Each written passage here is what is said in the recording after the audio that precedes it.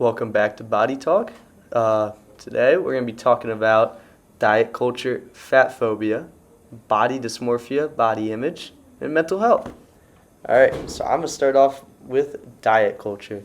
So, diet culture is essentially the world we live in today, where skinny, in shape celebrities are put on a pedestal, and companies have decided to buy into this, create a profit off of it by making diets which will give you your quote unquote dream body, when in actuality, these diets deprive us of essential nutrients for our bodies.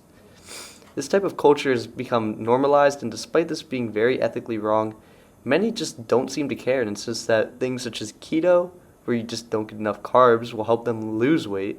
And ultimately, this is true. At first, you will lose a lot of weight quickly, but people will very often go into a binge period and end up gaining all of this weight back and then some extra.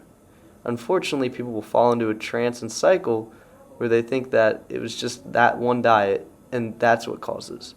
If they move on to a different kind of diet where they cut out different kind of things from their meals, then they'll see better results. But this is not the case. Most of these diets aren't even approved by professionals on the topic and are just bound to fail. They're really just looking for our money. Changing eating and exercise behaviors can lead to disordered eating as well. The National Eating Disorders Association found that 35% of dieting becomes obsessive, and 20 to 25% of these diets turn into eating disorders. It has also become the norm to quote unquote eat what you deserve. So essentially, if you haven't worked out today, you shouldn't be eating food, and especially not a treat. This kind of thinking is terrible. Food shouldn't be viewed as a reward for doing an action. It is necessary to live. The diet industry is roughly $65 billion, and it profits directly off of our insecurity around our bodies and our health. This industry takes over our culture, minds, and wallets and preys even more specifically on teenagers and young adults. Now we're going to be talking about body dysmorphia. Body dysmorphia is a mental disorder where the perception you have on your own body is different than what others view it as.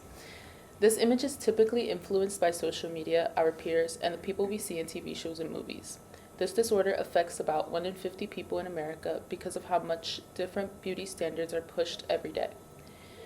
The influence of these things in ourselves comes from the media portraying thin bodies as healthy and attractive and fat bodies as lazy and ugly. When people with body dysmorphia look at themselves in the mirror, they typically hyperfixate on minor and imagined flaws, but spend hours a day trying to fix or change them. This will cause these people to constantly compare themselves to others and to avoid social interactions and photos because of the way they view themselves, and they think that everyone else around them is perfect. Having body dysmorphia and constantly comparing yourself to others can lead to depressive and anxious state of mind because you see yourself as less than others and are constantly trying to change the body image that is in your head. Now we're going to go on to talk about fat phobia. Fat phobia is one of the most dangerous cultural phenomenons in our culture today. Obesity is on the rise and it's associated with ugliness and leads to social discrimination. Awareness about obesity has led to an upsurge of fat phobia, and it's a pathological fear or obsessive avoidance of fat. Many people view others of a higher body weight as lazy, disgusting, and unintelligent. The sad part is these are only a few of the many stereotypes surrounding fat people. So if you were to compare two people, person A doesn't obsessively exercise, doesn't diet, allows body simply to exist as it is, people say, oh, you're so lucky. You have person B, doesn't obsessively exercise, doesn't diet, allows body to exist as it is, oh, you're so lazy. The difference between person A and person B is that person A is considered thin, person B is considered fat, even though they live their lives the exact same way. More often than not, though, fat phobia is less overtly mean and is intended to be unintentional.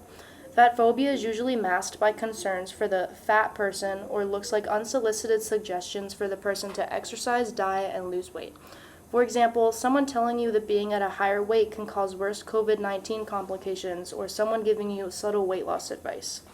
On the contrary, there's also so many ways that fat phobia and fat shaming are just an automatic, unconscious response by the person doing the shaming. However, it's very conscious for the person receiving it. For example, a server at a restaurant pointing out the quote-unquote light options on the menu, or a salesperson saying, oh, that dress wouldn't flatter you, or oh, it would never fit you.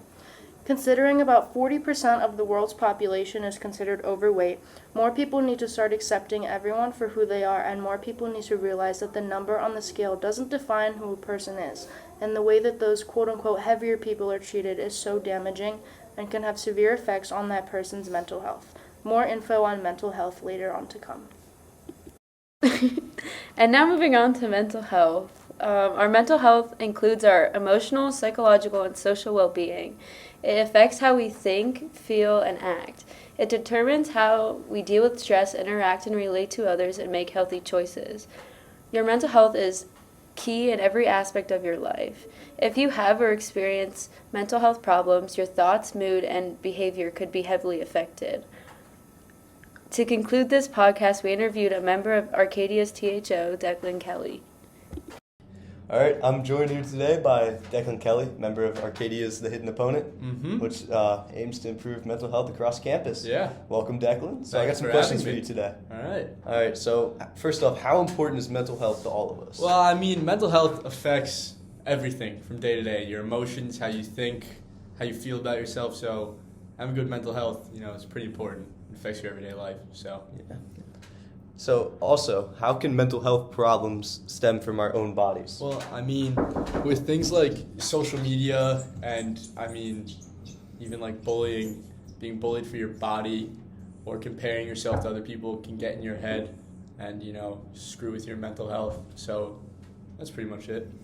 Yeah. So next question, what kind of lifestyle changes can help with the symptoms of mental health disorders? I mean, the simplest answer is not really a lifestyle change. It's just, it's okay to ask for help. Like, there's this whole stigma around mental health in general that is just like, it's not okay to get help. Some people don't even believe mental health is a thing. And especially around if it's stemming from your body, you can see a professional about that, whether it be a therapist or a nutritionist, just getting help in general. I'm sure there's plenty of resources on Plenty campus of that we can go resources to as well. Plenty. So next, what helps someone to feel comfortable in their own skin? Like I just mentioned before, talking about it, talking it all out.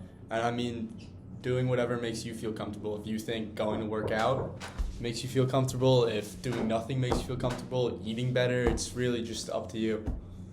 All right, and final question I got for you today. What is the best way to improve your mental well-being? Mental well-being really just comes down to, again, talking. There's a whole stigma around people aren't supposed to talk about it. Mental health's not important. It is important. Like we said before, it affects everything day to day. So talking about it and getting help is the best way to improve it. Doing things that make you happy, doing things you enjoy. So that's pretty much it. All right, thank you very much, All right. Declan. Thanks for having me.